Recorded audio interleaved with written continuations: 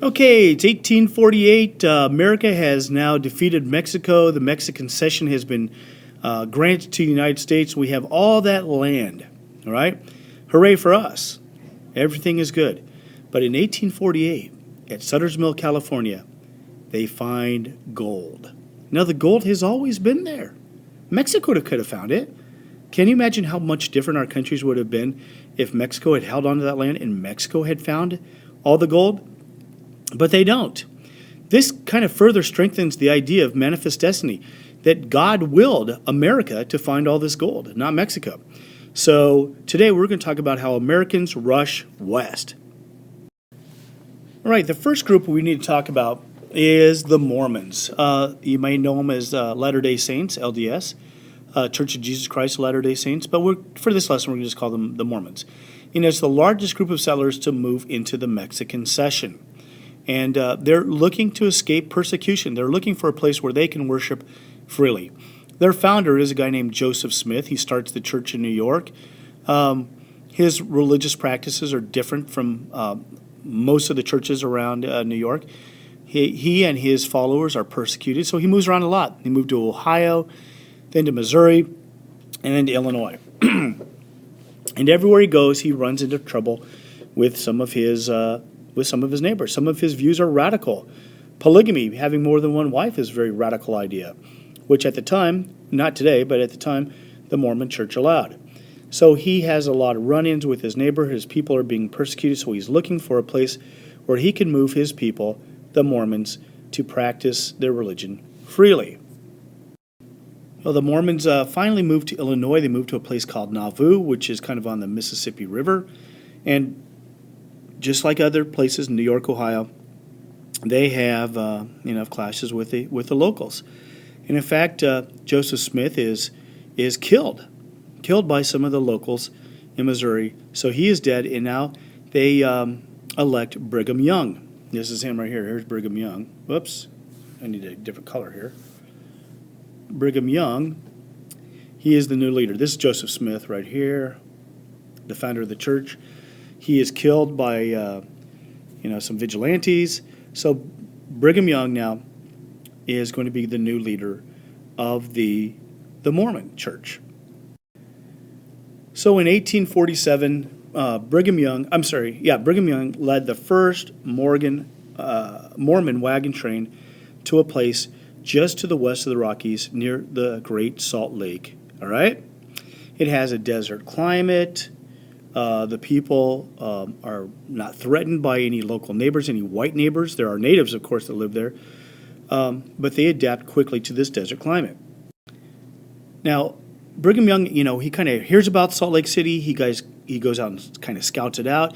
He led the first wagon train in, and he starts calling for the members of the church to start coming towards this territory, this land of opportunity for the Mormons. Right, so 15,000 of them come. Many of them are coming in traditional way, kind of like, the settlers on the Oregon Trail. In fact, they wintered right here in Omaha, Nebraska, just north of the city. There's a Mormon cemetery now. There's an awesome Mormon museum. You should go check it out if you get a chance. And they're going to continue towards Salt Lake City. But many of these people are poor. Many of these people can't afford wagons. So they have hand carts that they actually push all their possessions, by hand on these carts. If you go to that Mormon museum north of Omaha, they have a replica of one that you can kind of move around. It's actually pretty cool.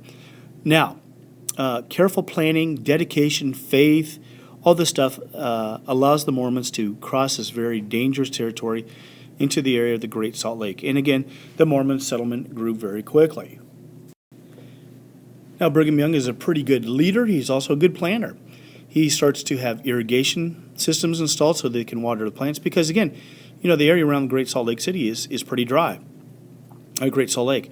He has irrigation systems. He designs a city with very wide streets so that a wagon can actually, with a team of horses, do a U-turn in the street. So if you ever go to Salt Lake City, you can see how wide the streets are. The city prospers. It grows. This does look like Zion to them. Zion is what they consider the promised land. But just like the earlier pioneers that moved into this land, they're moving into native territory. And the Mormons take this land. They take it just like other white people had done, usually paying nothing for it. Trouble really begins to break out though when non-Mormons begin to move into this area. They're stealing the land from the natives. They are treating the natives a little more unfair. So we start to have some tension in there.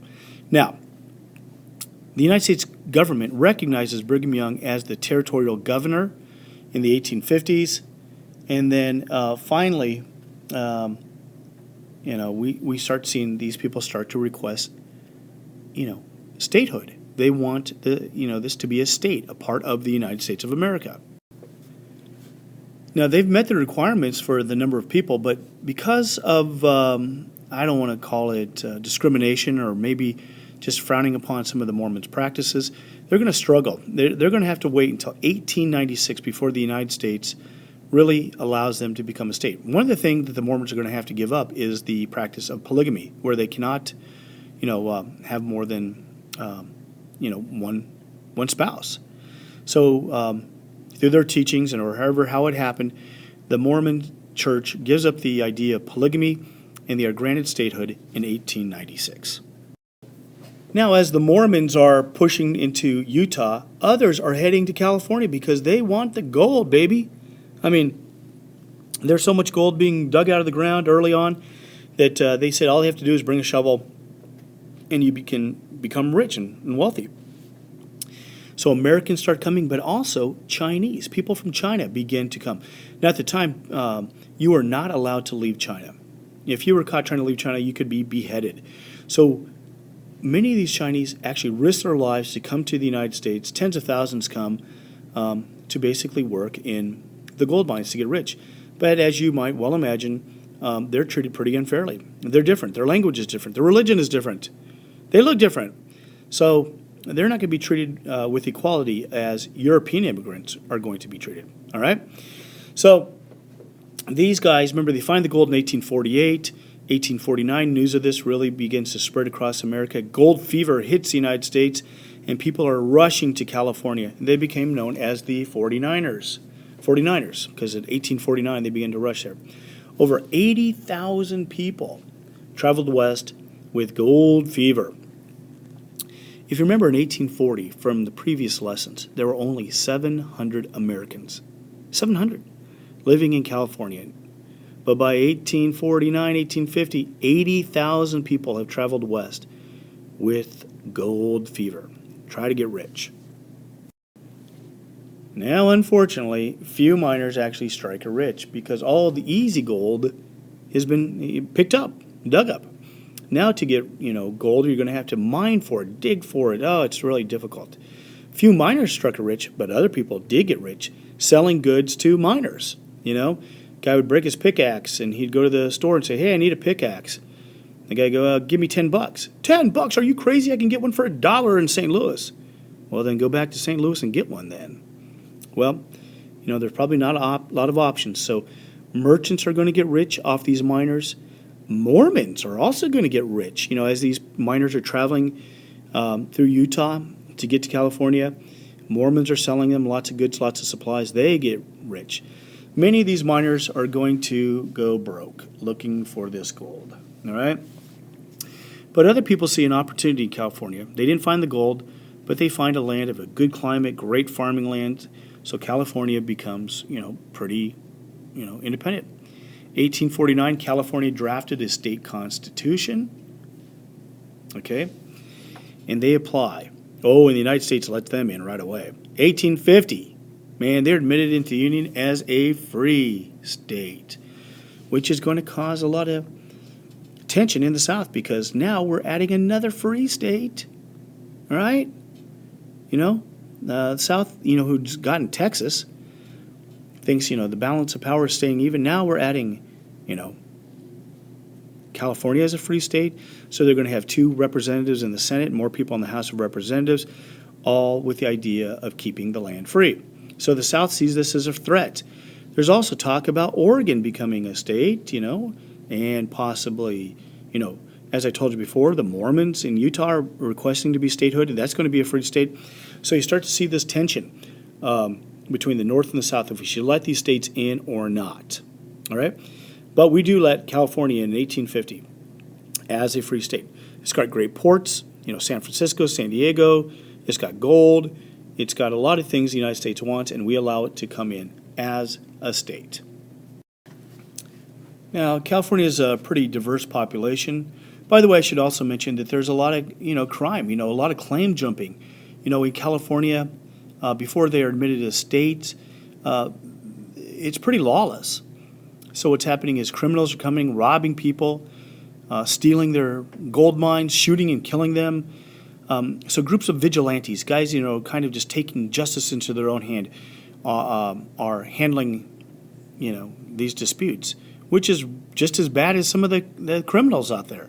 They're hanging people without trials. They're shooting people. It's pretty bad. So, joining the United States, you're going to bring in the law enforcement of the federal government in, which is good. But as more of these people are coming into California and the population begins to grow, you start to see this really diverse population. Mexican Americans, people who had lived there before the Mexican Cession, they unfortunately lost a lot of their land during the 1850s, 1860s. But even worse are going to be the Native Americans. They're going to be driven completely off their land. They're not going to be given anything for this land. A statistic that's in your book says in 1850 there was about 100,000 Native Americans living in California.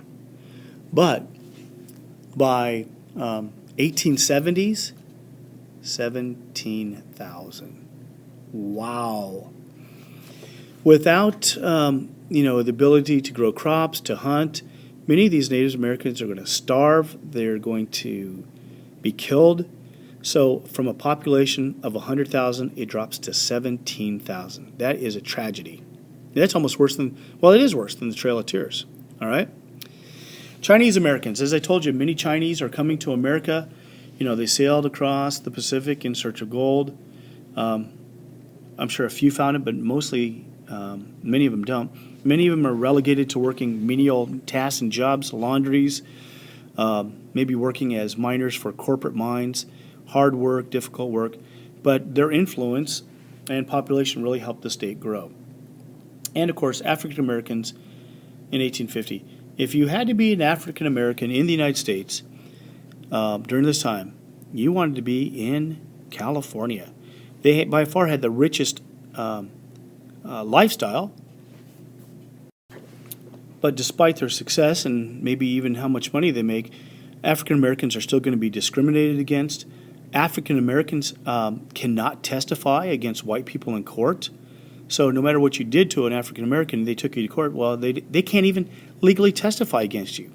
So it's a terrible tragedy. That's not going to change till 1863, that African Americans are going to be able to even be legally able to testify against white people. But all these people, the Mexican influence, Native Americans, Chinese, and African Americans, really helps to make California a very diverse state, a rich state in culture, and even today you can still see the influences of all these groups in California. All right, so there you go. We've talked about the gold rush, the 49ers. We've talked about how the Mormons have moved into Utah, which is the greatest population into the West, and then some of the diversity in California as well. All right, well, there you go.